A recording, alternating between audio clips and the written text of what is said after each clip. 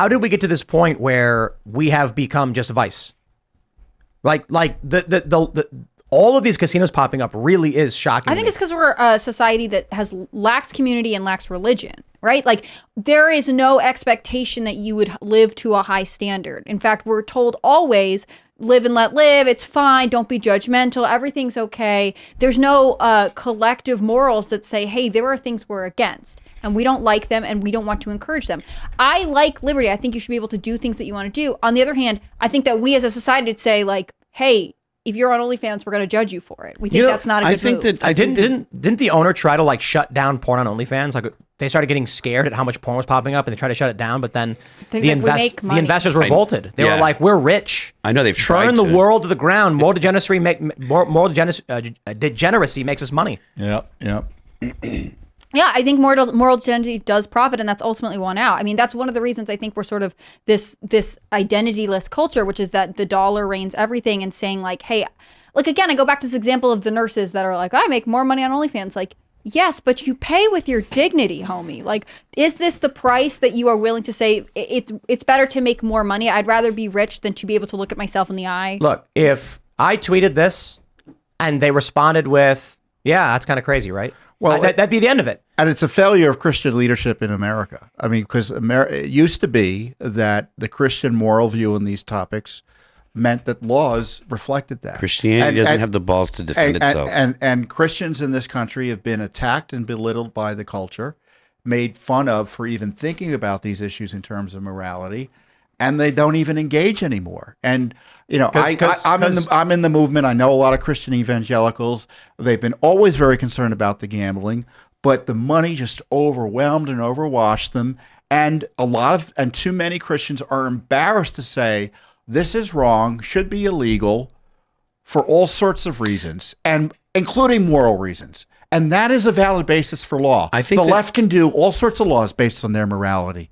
Conservatives aren't allowed to. The idea that society must celebrate things like sex work or like vice, right? So celebrating drinking, celebrating doing drugs, celebrating gambling, celebrating all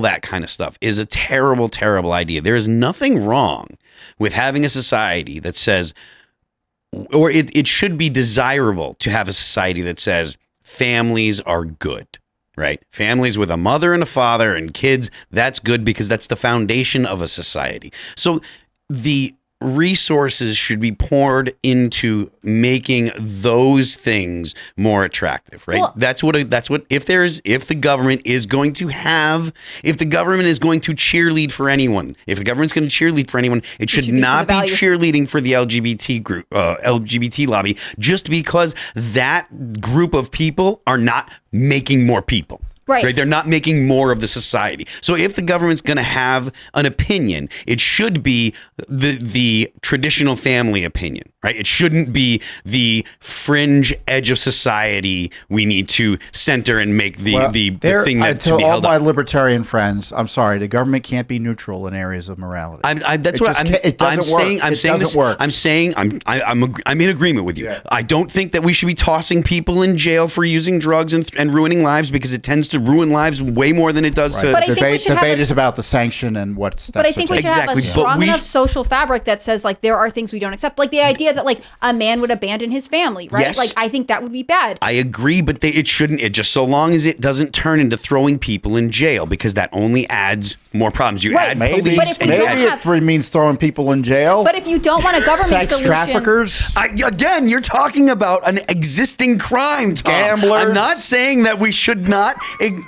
enforce existing laws, and none of what I'm talking about is sex trafficking. Stop it! Like I said, your judicial watch. Come on!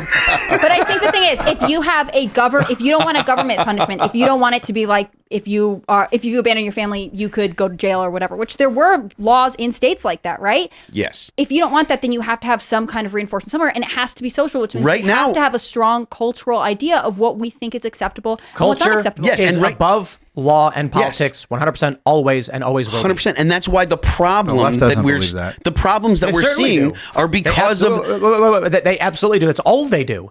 The reason why Christians have lost so much ground is because they gave culture to the left. Yeah. The left then made it uncool and unacceptable to be Christian. I guess my point is, for the left, politics rules everything. Yes. Power politics. And they put politics into the cultural spaces right. to change what was allowed, because they know that you can pass a law saying you can't eat cheeseburgers on Sunday. And then they make a bunch of movies of people eating cheeseburgers on Sunday. And then everyone's like, I eat cheeseburgers on Sunday. And then all of a sudden the moral values of whatever it may be don't matter because no cop is willing to enforce the law anymore. We have tons of laws in the books today that are unenforceable. Like the famous blue laws, the joke one we like to reference is women can't go skydiving on Sunday in Florida, which I think is not a real law or whatever. It's a joke, but I think it might have been a real law at some point. What cop is going to land, is going to stand near the landing point for skydivers, wait for the woman to land and they go, ma'am, you're under arrest. It's never going to happen. Why? It's culturally unacceptable. The judge would say you're insane. There are still areas of Chicago that are under prohibition. And people don't even know this because everybody drinks and nothing is happening, because no cop is going to walk into a bar and be like, prohibition. This neighborhood is under. They just don't even. That doesn't even happen.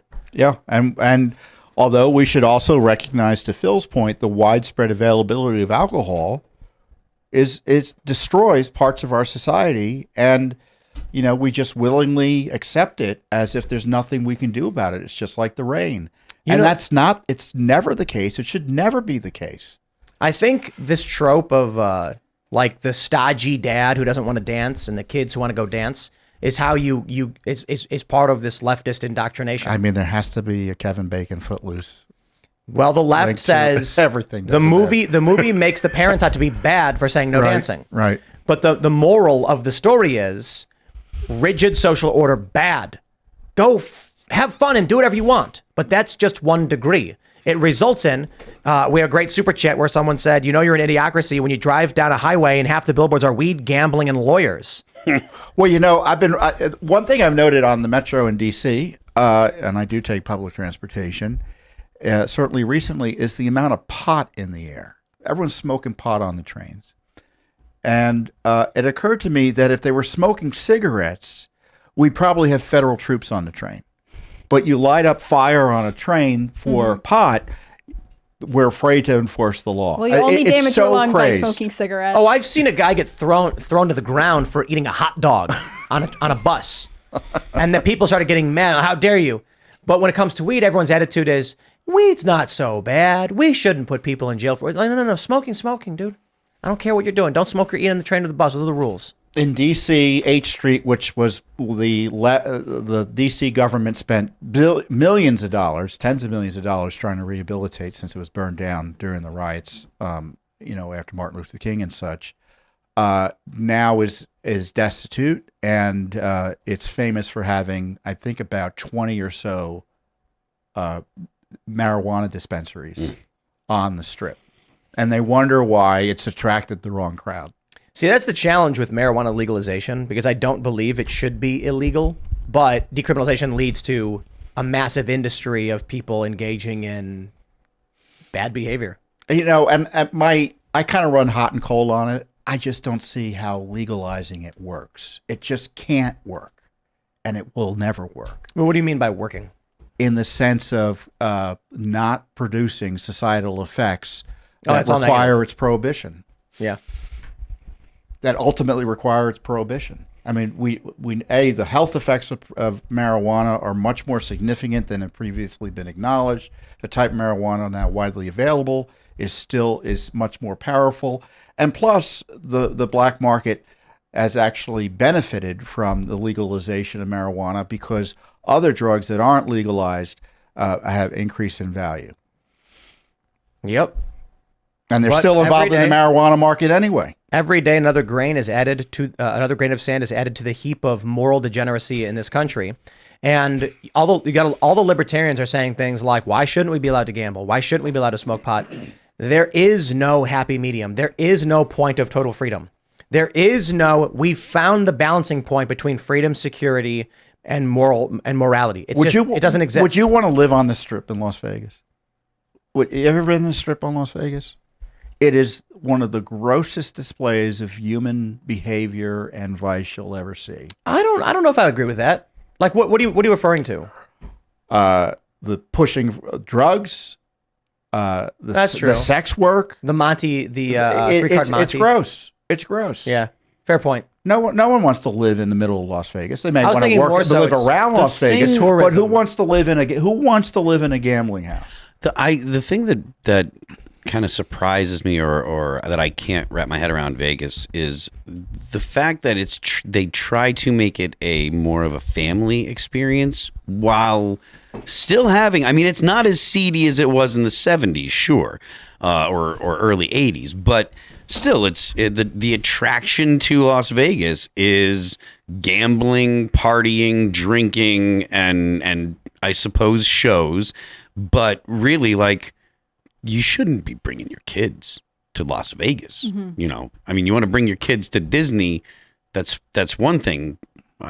Maybe not now. Do you think it's just that Las Vegas still. doesn't want to miss out on, like, you know, the families? Well, that it's are driving corporations. through, you know what I mean? It's big corporations. Those are still potential customers and clients, so we have to have some place for them in every city, even if the city is generally marketing all of its entertainments towards, you know, adults over 21, let's say. Yeah, I mean, the attraction in Vegas is still largely for adults. It's not like there's things that are designed specifically for children, but they do try to make it at least family enough so that way parents that are questionable parents will bring their kids to Vegas while they party, I guess. You know? there's the pool area and Yeah. there's areas for kids. Atlantic City actually someone turned one of the casinos into an arcade. So now the family can bring the kids to Atlantic City, and which I still think is probably not good. Like you shouldn't be bringing your kids to Vegas. Bring your kids somewhere else. Like, and there's, again, I have no problem with people that go to Vegas and party. Like, I'm not necessarily opposed to adult gambling. I'm not saying that, but it's expanding it so that it becomes like something we have 12 casinos to choose from. If we leave Saturday in the morning, we're like, oh, look at one of the 12 casinos. That's bad. Yeah, Especially for impoverished areas. It is something. No, MGM National Harbor, the highest grossing casino outside of Vegas, beating even Atlantic City, is insane. It's $900 million just south of for DC. sure for that one, but you are also talking about 10 Maryland others Live, that are DC. in other areas that I would just say, like, it is not great for impoverished areas to have casinos, right? Like, but that's the only further hampering a impoverished challenged population. impoverished area is probably Charlestown. churches can where still there is a run casino. Churches, And that's the one out of 12. So you could argue Baltimore, I guess. That's in downtown. Well, and I know there's a ton in Wheeling. Wheeling's impoverished in West Virginia. I mean, it's not. Well, West Virginia is impoverished. Yeah, and so West are Virginia parts has of 5 casinos. Virginia and so are parts of Ohio. No, they may I have mean, 4 now. I'm just saying, like, it's. well, the government's There are involved in lots of reasons gambling why this is operations. bad. Look at I'll Powerball. tell you about West Virginia. The problem with West Virginia is the hot spots. Hot spots. I don't know if everyone's. What do you mean by that? So it's a common thing in West Virginia. They are basically mini casinos. You'll go to a building that's maybe like 400 square feet. There's typically you'll find a woman behind the counter selling beer, and it's just like a refrigerator with a stack of Coronas, and then there's 10 slot machines, and people go in there and they dump their paychecks and leave. Not a good thing for the state. I suppose the state of West Virginia is happy because it generates tax revenue for them, but having hot spots all over the state, it is not a good thing. What do? Do you say you're not allowed? Look, morally, I think you can do whatever you want with your money. If it's your money, if I want to make a wager with Phil about a coin flip, that's our money to choose how we spend it and what we spend it on. It's insane to me that the government would be like, no, you're not allowed to spend your money on I agree. a game. Churches should still be able to run bingos. But then you end up with in any given area, there's like we talk about casinos. You go to West Virginia and there's going to be like 12 hot spots, they call them, just surrounding you in every possible direction. Yeah. And these are miniature casinos. You go in, some of them are nice. I got to be honest. There's one we went to, it was really, really nice. They had like a really nice logo, and it was like an Ace of Spades. It was called like Ace of Cates or something like that. And you go in, it's a cafe, and then there's a nice carpeted area with a row of slot machines. And I'm like, the cafe part's nice. You know where they get away with this stuff is because they say, what's the difference between an instant scratcher and a pull on a slot machine? Nothing. So how can you ban one, not the other? The issue is the speed at which you can crank a slot machine by slamming the button over and over again, and people will just burn through money like crazy. Thanks for watching this clip from the Timcast IRL podcast. Hang out with us live Monday through Friday at 8 p.m. and become a member over at timcast.com for uncensored, members-only shows exclusive. Thanks for hanging out, and we'll see you all next time.